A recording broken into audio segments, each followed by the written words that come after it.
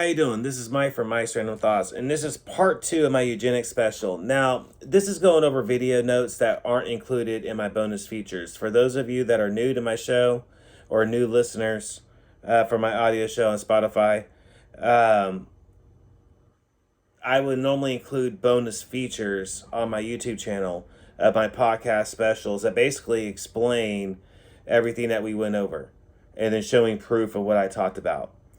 Sometimes, due to they're either too long for me to include in the bonus features, or there's a copyright problem, meaning that the people will not allow me to use the clips on my channel.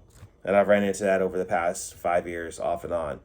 So with that said, I'm going to go ahead and get into this documentary notes. Now, this one is called A Shadow in Fairview.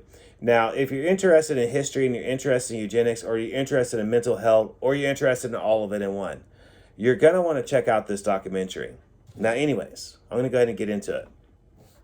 So back in the 1920s, right, 2 children are actually admitted to this hospital, but it wasn't because they're actually sick. No, it was because a state official or worker told a poor family that their child was feeble-minded, and that the best option for them to continue to survive would be for the parents to give the children to the state. Now, believing that this was the best option for the child, often the parents would, in this case, they actually did. And they would actually do this quite often, okay? And in this case, these 2 children were put into the hospital at a young age, and they lived there for 40 years. And it was actually until their death in the late 1960s, so they never even left the hospital. Their family actually never even visited them. It never even wanted to retrieve their ashes. And it wasn't until like way later on, a family member requested through the Ancestry.com or one of those type of sites, 21Me or something, and retrieved them, said, "This is my family member, could I get their ashes to give them a proper burial?" And when she got them, they were in rusted cans. Very neglected kind of thing. And it was just like an old, what she's described as like old coffee can, kind of like with the screw top. Now, anyways, back in the 1920s, see, poor families and rich family members often sent unwanted family members to state hospitals. They truly actually believed that they would receive like the best of the best training and the best medical treatment and have the better opportunities as adult later on if they were raised by the hospitals. But how did this actually work? You know what I'm saying? Again, often parents just simply gave their children away to the hospitals or sold them in some cases. Now, a judge would actually have to step in naturally, and then that judge will determine that that child was disabled and then send that child to hospitals, mental institutions such as Fairview, or like Fairview is how I wrote it. But now, why Fairview, though? Well, Fairview, at the time, was rated as one of the best hospitals back then. Residents who stayed there, though, often said that they felt lonely or very much like they were in a prison. Hold on a second. You had to go by their rules, basically, and if you didn't, you were severely punished. One lady stated that she was sent there when she was 15, and she basically stayed there her whole entire life. Now, in this time period, a group was formed, all right, and they were called Mothers from Hell, and they were basically purposely formed to show evidence of physical abuse that the patients were going through, including being put in restraints majority of the time, because you're not supposed to put patients in restraints for long periods of time. But they would basically be placed in them all day, or you know what I'm saying, in some cases, all the way in through the night, never let go of them. Now, some residents actually spent their entire childhood, like I was just saying, in these hospitals. Some, however, only spent, their childhood and then they would transition out as an adult. Some, though, they spent their entire lives there. They never left, like the ones we were just talking about. Now, some of the staff actually spent their entire careers in these hospitals. Ones like at Fairview, they never left. They just got promoted within, and they just kept working up that ladder and so on and so on. You know what I'm saying? Now, residents, basically, right? They stated it was an absolute hell and complete with physical and mental and sexual abuse. Now, they stated there was no good anywhere that you would actually look at the hospital. If you had to stay there, residents said that you would not last 1 hour, let alone a day, because of the amount of physical and sexual abuse that the staff would actually imply on the patients. Now, you have to remember that this is in a time period back when disabled individuals, you really didn't have no choice if you're disabled, okay? It was basically a family and court decision, not your own decision. You had no right, you had no voice. So it was like if this family member had custody, they said, yo, this is an issue. The judge said, you know what? I agree. Off you went. You didn't have a say in it. Now, often, these family members were hidden away and just basically slowly forgotten about by their other family members, especially at hospitals like Fairview. So, they would put them in there. Think about it like they're saying it's like an old folks home. They would send them off in these hospitals, believing that they had the best opportunity. And then like an old folks home, they wouldn't visit them and they would just slowly forget about them. You know what I'm saying? Like that one person that we related to went off to somewhere and we never seen him again. But anyways, moving on. Now, how bad could it actually be for a disabled child with no say in their choice, you might be asking?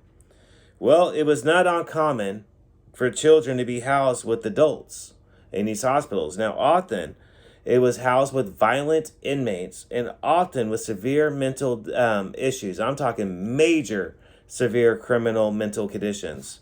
And they would put children in the same room with them very often. Now, the fact that people believed in science and doctors back then, it wasn't uncommon. I mean, to see like non-disabled children actually living in these hospitals and being raised by the doctors and hospital staffs, essentially, especially within the poor families and poor communities. Now, it was actually a common practice, really, to send your child to be raised by the state hospitals. It was like the trend. My child's over here getting the best thing, kind of thing, I guess you would say. It's just that common of a factor. Oh, they're not doing right? Well, you might want to send them for those corrective action training. Does that sound familiar to anybody? Any politicians been tripping off stuff like that lately? I mean, we're 7 minutes in. Just saying. Anyways, now, there is actually over 30 states that pass compulsory sterilization laws. Now, this is actually ongoing in many cases of doctors promoting euthanasia kind of programs, especially back in the early 20s. Although, ironically, when the 2000s, and thanks to Canada and other places, they're back at it again. Anyways, one of the main pushers of eugenic laws was Dr. Bethesda Owens Adair. And he was a main pusher of euthanasia,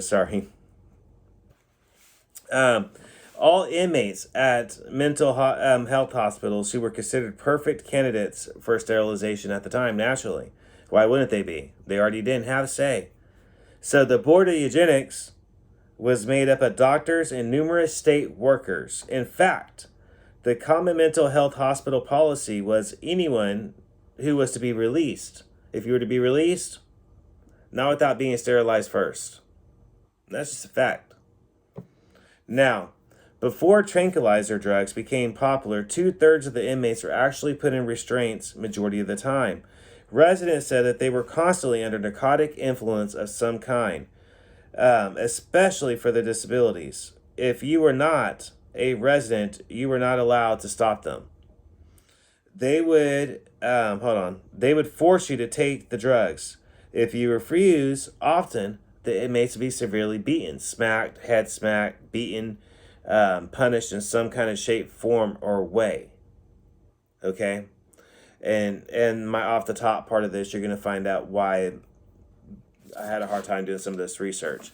So, at mental hospitals, you lose your ability of choice. You're left with only the following, basically, commands and told is for you. and you're basically told it's for the betterment of your health. So just do it already. It's for your own good. Take the pill. Take the drug. You don't need to worry about what's in the shot. Just take the shot. You don't need to worry about what's in the pill. Take the pill already, all right? Quit worrying about the side effects. Just take it. You don't need to worry about it. It's for your health. You had no say is what I'm saying. This resulted in being experimented on often, secretly, majority of the time. And basically exposed at that time period, they were exposed to all kinds of shock therapy, lobotomies, which is severe brain conditions, unneeded surgeries, was actually extremely common practice. And it wasn't really unneeded as much as these twisted scientists were basically saying, hey, this person has no legal rights over their mind or body. And I kind of feel like doing this experiment today on, doing a lobotomy on them. And I think that's just what I'm going to do. It's basically as simple as that. They were trying to prove a point, and they had a perfect subject to do the experiment on because they had no say in their body. So again, one girl was 5 when she was admitted, and she lived there until she was actually 18 years old. And numerous unwanted children basically were commonly given to the hospital. She said it wasn't uncommon to see at all. You would just see people that were just unwanted by their family members, and that's where they would send them off to. Now,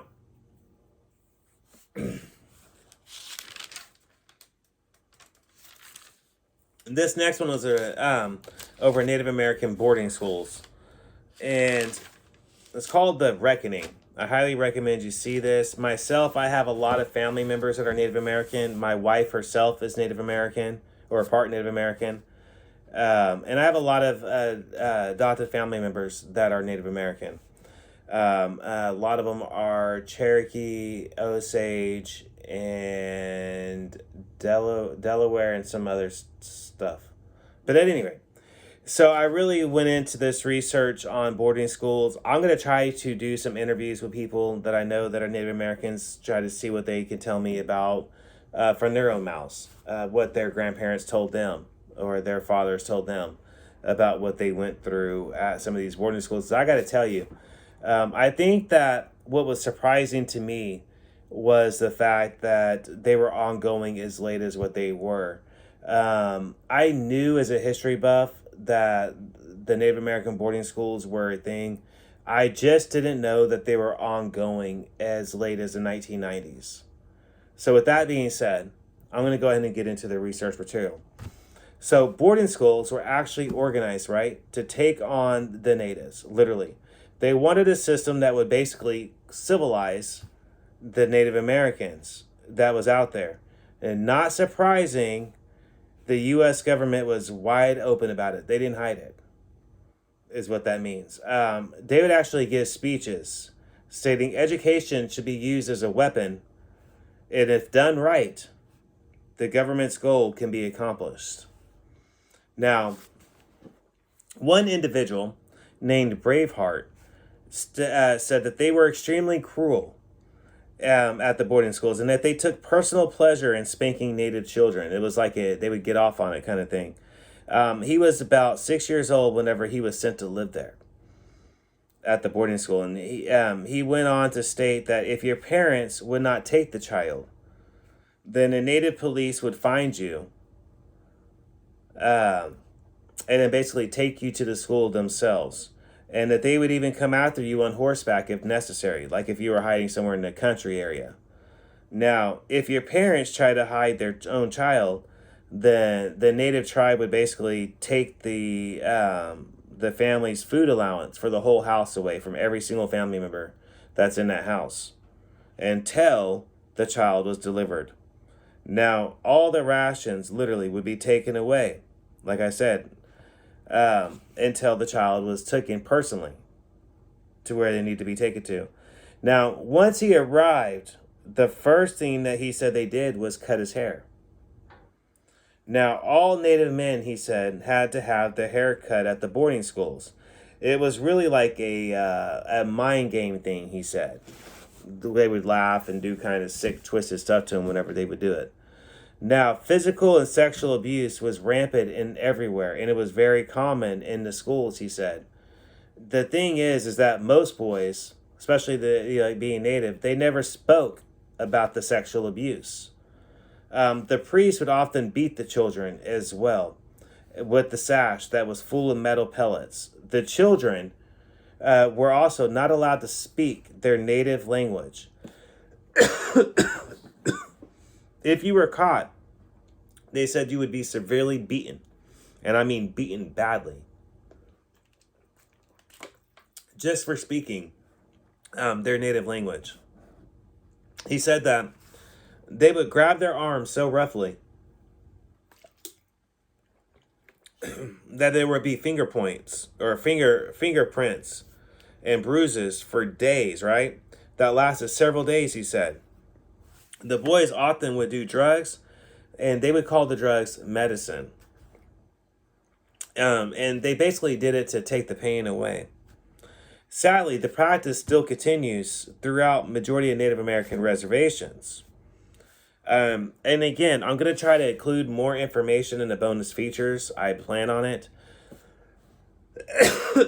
And I'm going to try to formulate some questions. And I'm going to try to reach out to some people. And we can have kind of like a Q&A about the Native American part. Because I'm really curious what some of the local people in Oklahoma, being Native American that I know, could tell me about the Native American boarding school history. Because that documentary clip, there wasn't much information I included from it. I do recommend it still, and I'm going to include some in the bonus feature as it is, and I'm still going to reach out to people I know, like I said, because I think it's crucial to understand. Like, I didn't know it was ongoing into the 90s.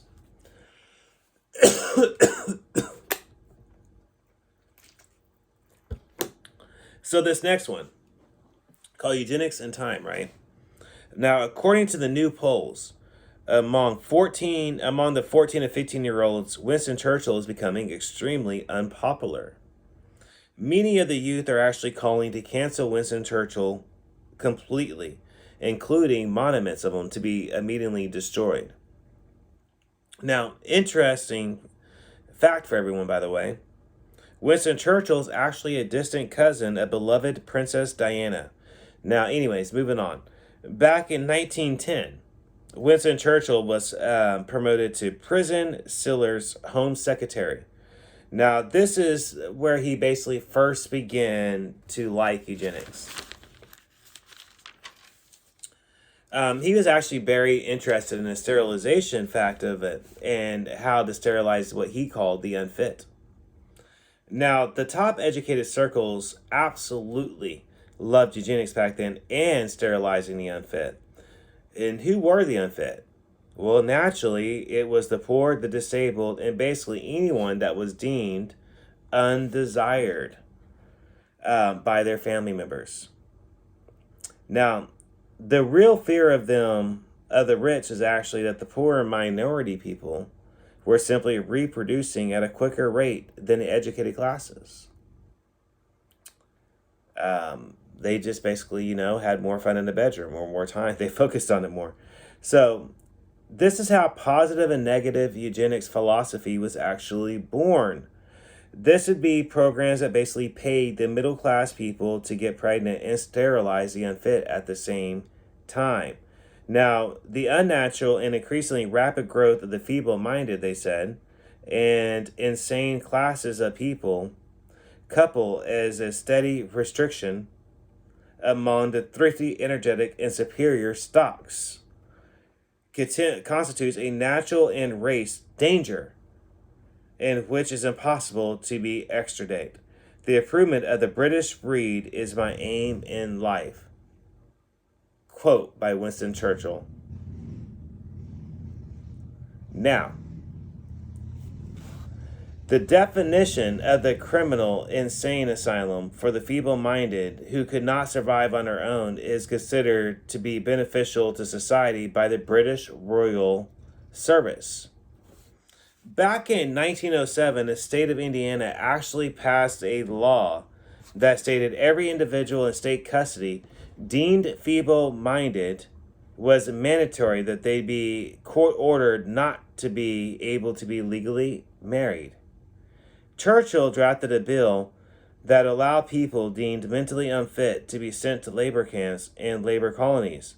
The bill was named the Mentally Deficiency Bill, and the top eugenic events was actually sponsored by the top universities at that time and had the top doctors and scientists and inventors such as Alexander Graham Bell, the inventor of the telephone himself, sponsoring them. Now, even centuries ago,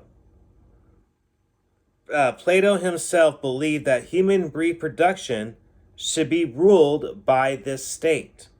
He once wrote that the good must be paired with the good and the bad with the bad. Hold on. And the offspring of one must be reared and the other one must be destroyed. And eventually that stock, he said, would be preserved.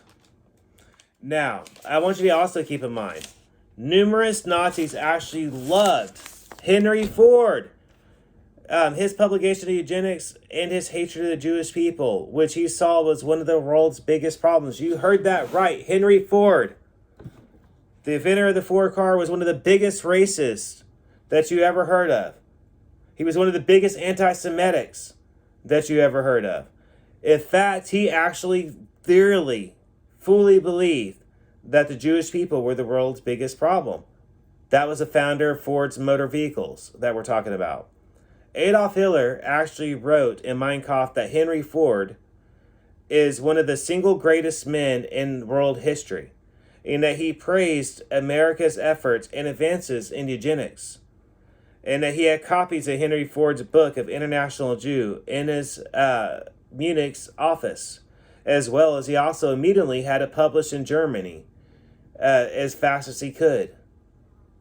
John D. Rockefeller was also a huge advocate of eugenics programs, and he helped numerous eugenics programs get started financially, as well as in Germany, including World War II.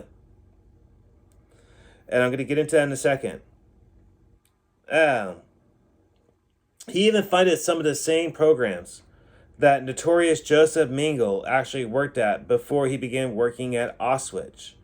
Now, one common eugenics researcher's methods was actually give individuals infected blood, food, drink, and vaccines. Did you hear that right? Let me say that one more time for the people in the back. One of the most common eugenics research methods was to give individuals infected blood, food, drink, and vaccines. Even infants were given infected milk to babies on purpose for scientific advances. Worst of all, it was legal to do for medical research purposes.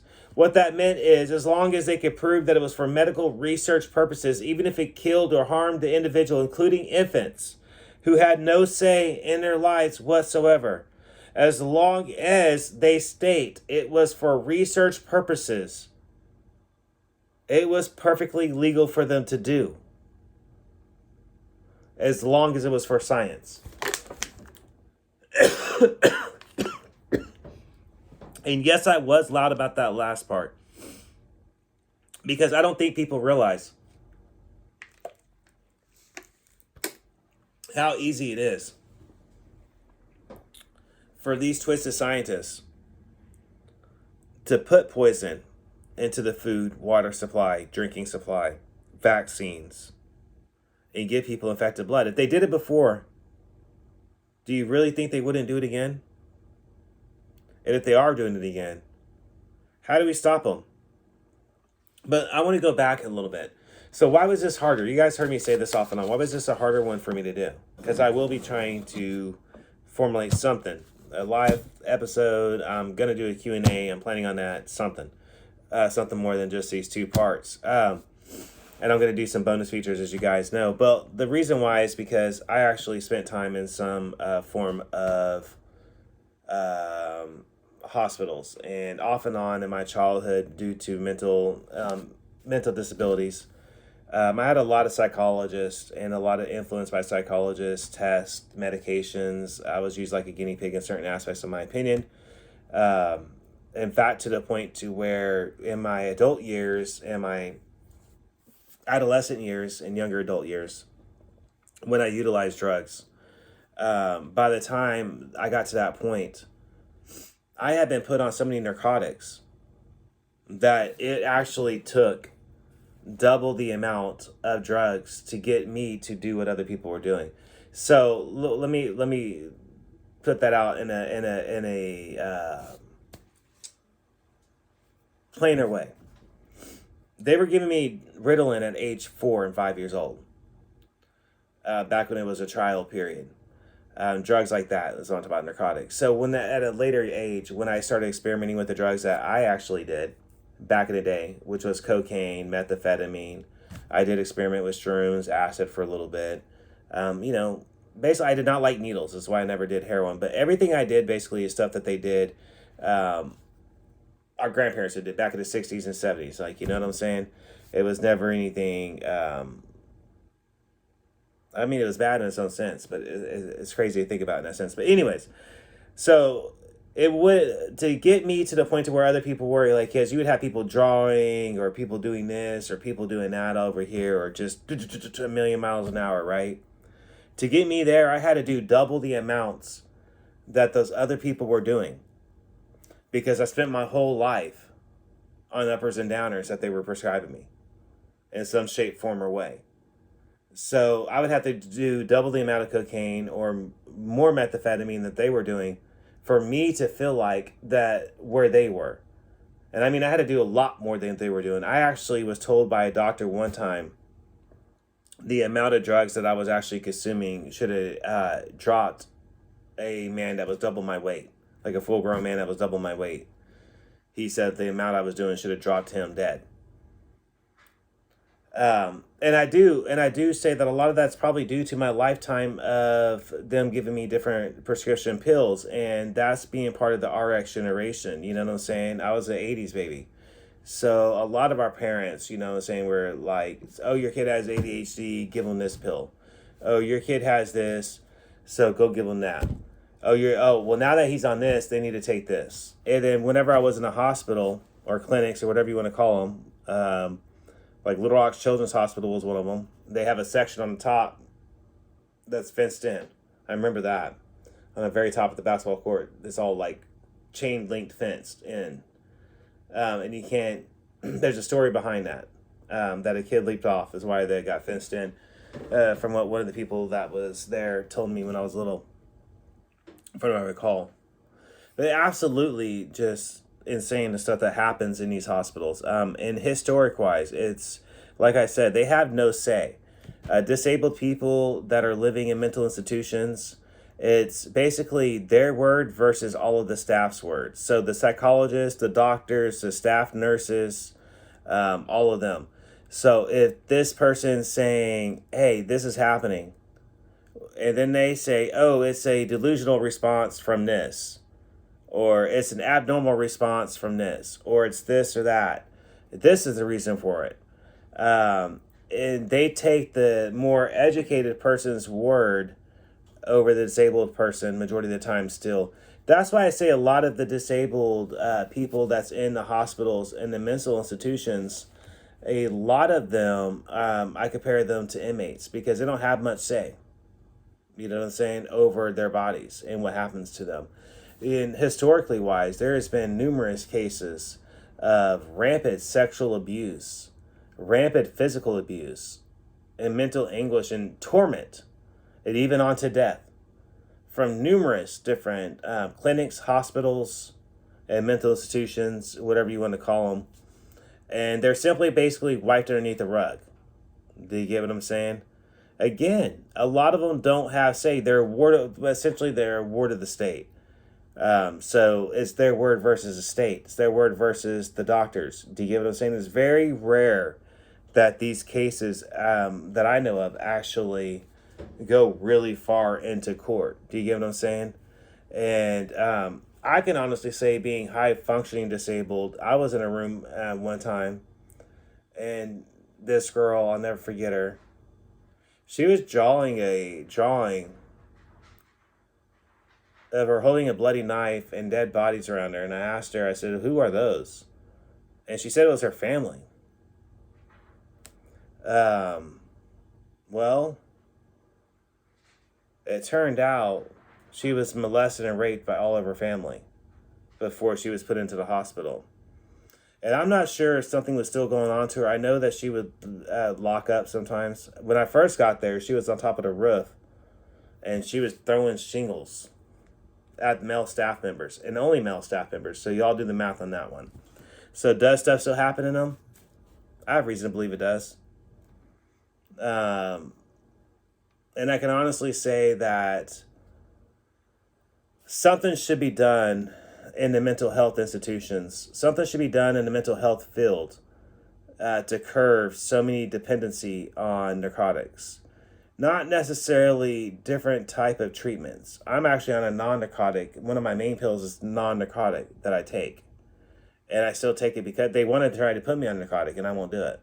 I'll stick to the non-narcotic because I don't like narcotics. You get what I'm saying? It's as out there as that is. Yeah, I know it's surprising because I'm Mike's Random Thoughts. You know what I'm saying? But yeah, I don't like narcotics.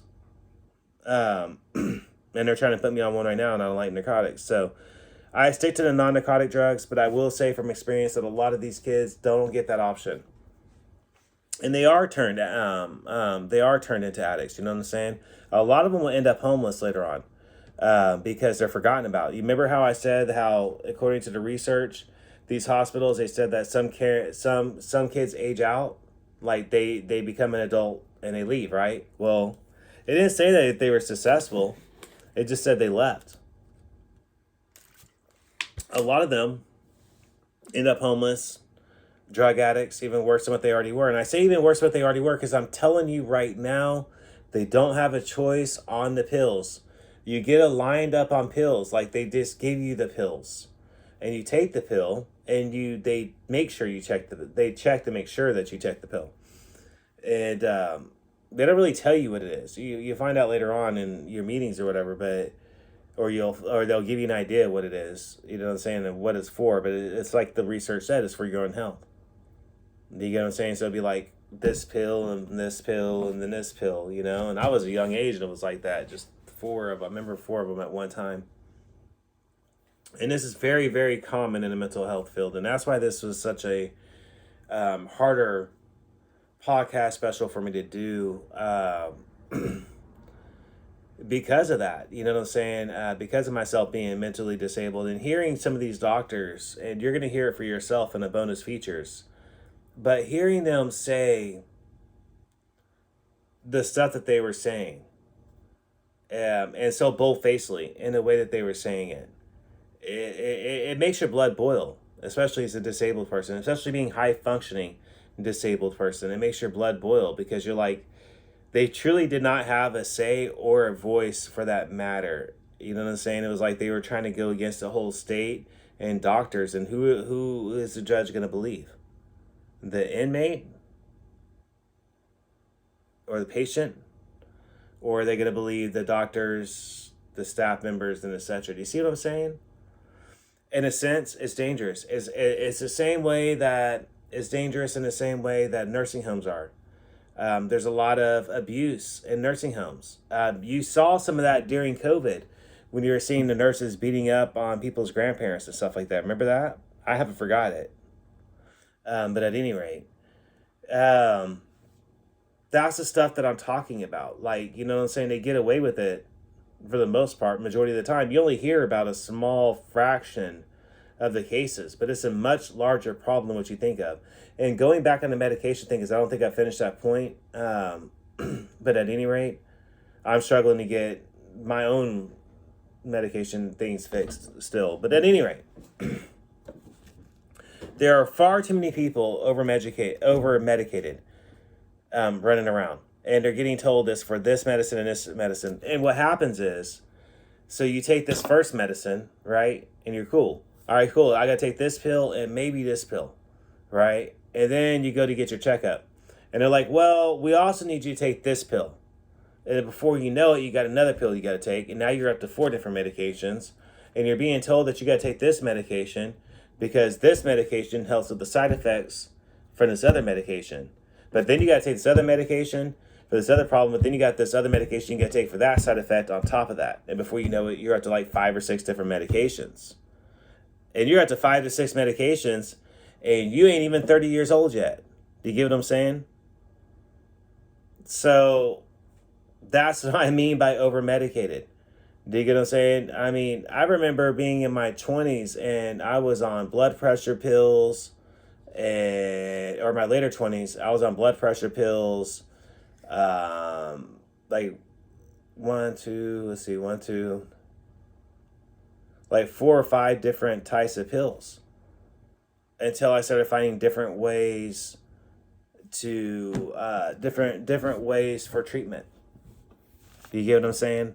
And that's the only thing you can do. Otherwise, a lot of them get stuck on that. And then unfortunately, like I said, a lot of them age out, end up homeless, and end up drug addicts, and die either of overdose or just forgotten about. And they're already forgotten about a lot in there anyways. They're very depressing places. A lot of these places are when you go into them. If you haven't visited any of them, go visit one sometime if you can, and you'll see what I'm saying. There's a lot of forgotten kids out there. A lot of them are going to get aged out of these places and get put into the streets. This has been a brief history of eugenics, and like I said, there's a lot I could go into, and there's a lot I still want to go into. They mentioned how we went into. I wanted to show that correlation, though, of the connection, because at one time, Hitler, Winston Churchill, and Henry Ford, they all basically agreed on the same principles for what they believed in eugenics. And that's a connection showing there.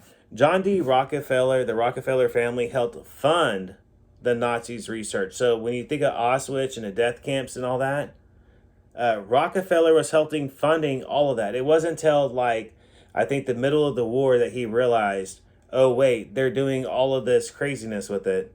And I might be even off on that. It might be later than the middle of the war, but he was helping funding that, and numerous other companies at the time was funding it, because everybody in the educated circle was like, science and eugenics is the future to create the better human race. And that's what they were doing. They believed that they had the best of the best and the brightest minds, and they could decide what was the best and the most perfect human being to be functioning out there. Folks, it's as simple as that. That's why I say it's twisted science. It's bad science, it's evil, it's wicked, it's twisted science, it's everything wrong with it. There's no good in eugenics when you really look at it like that. Not overall. Majority of it is twisted and insane. You even have, I don't even know how I skipped that. Because Margaret Thatcher, the founder of Planned Parenthood, she is part of the eugenics history. I think I might have skipped over that part on accident. But at any rate, she is the founder of Planned Parenthood, and she sat on the American Board of Eugenics Council, and I believe she also sat on one of the European boards, but don't quote me on that last part. So, when you think of Planned Parenthood, I want you to think of, when you think of abortion, think of Planned Parenthood. So I want you to think of Margaret Thatcher, and I want you to remember something. Margaret herself was a female Ku Klux Klan member. Okay, and she was once quoted as saying that abortion is the best way to get minorities, Jews, and poor class citizens to execute themselves, where we don't have to do it for them, we don't have to sterilize them, and we don't have to do all this effort. They will simply do it to themselves. That's an actual quote that I'll never forget seeing by Margaret Thatcher, who is the founder of Planned Parenthood and was also a female Ku Klux Klan member. Majority of the scientists and eugenics, abortion included, when you get into the founders of these science, and you get into the scientists that were involved and the inventors of all of these type of fields, you're going to see that a lot of them were very anti-Semitic and extremely racist. And unfortunately, And yes, it's obvious. Look behind me. I have massive love for my country, but we have done some messed up things through history. Okay? We can't deny that. We have. But it turns out with eugenics, we really did, because even Adolf Hitler loved all of the stuff we did, especially at the border. He was very fascinated with the eugenics policies at the border. Are you guys familiar with that? Are you guys familiar with the baths? The chemical baths that Mexicans and other immigrants at the southern border had to go through? Because when you watch the bonus features, you will know about it. It's something I can't unsee. I'm a history buff. I'm a World War II buff. I had no clue.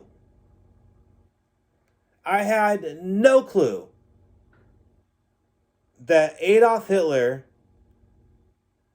was inspired by American border policies when he thought of Auschwitz, when he thought of the gas chambers, when he thought of the horrible ways to kill the massive number of Jewish people, gypsy people, and people that he deemed needed to be killed. He was inspired by our own government's programs that were already being used on the southern border. And I'm going to show you proof of that in the bonus features.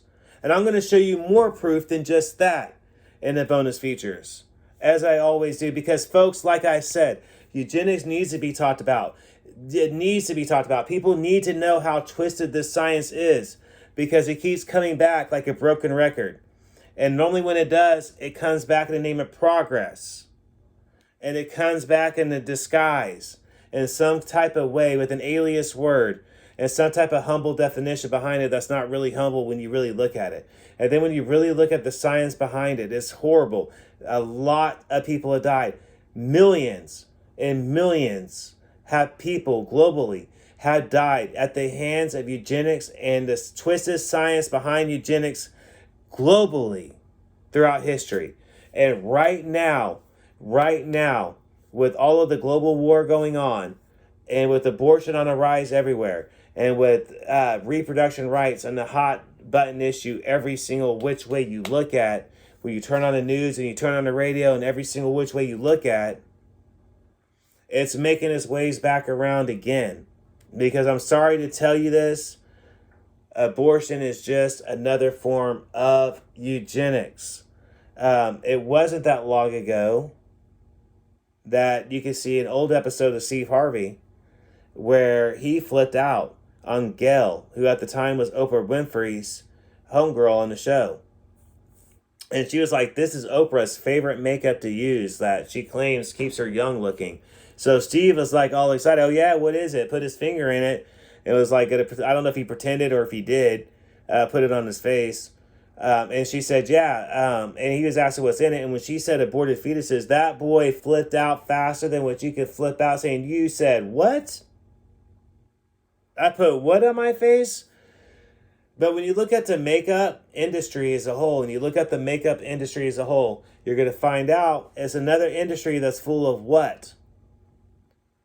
Twisted science and eugenics. It's full of it. It's full of it. Baby parts, DNA, all of it. And when you look at human trafficking and you look at organ trafficking, what are you going to see? Because we've covered that on this channel before. What are you going to see? You're going to see eugenics raise its ugly head again. Only in a different form. Because it's in the organ trafficking form.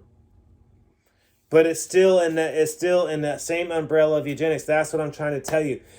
There's good, but there's massive amount of bad. And that's why I'm against eugenics. But anyways, it's been Mike from Mike's Random Thoughts. This has been a brief history of eugenics. I hope everybody enjoyed. Stay tuned for the bonus features. You're not going to want to miss it because like I said, I was not I did not know about the chemical baths that the immigrants at the southern border was going through. I did not know the extensive the high amount of abuse that the Native American children and adults had to go through at the different Christian schools. I had no clue about that. I had no clue there were ongoing all the way into the 90s. Like, I knew about the haircutting thing. I knew about a lot of that. I just didn't know the extensiveness of it. Just the amount that happened is what I'm saying. There's so much of it that needs to be talked about. But again, it's getting late. This has been Mike from Mike's Random Thoughts. If you want to reach out to me, we could do a live episode. And I'm already going to formulate questions so we could try to do a Q&A with some people that I know. Hopefully that works out. You never know. Some people will talk to me, some people don't. It just depends on if I can find the right person. So I'm going to try to get that accomplished. And I'll try to reach out to my normal people I know. I'm going to check out to see what they're doing on live shows and everything else. And maybe we can bring up the subject again with some other people I know. Like I said, it needs to be talked about. I hope it's talked about. I hope you guys continue to talk about it. I hope you guys show it. Show the bonus features, stuff that I'm about to start creating here in just a little bit. Again, this has been Mike from Mike's Random Thoughts. Everybody have a great night. I hope you guys have enjoy. See you on the next one.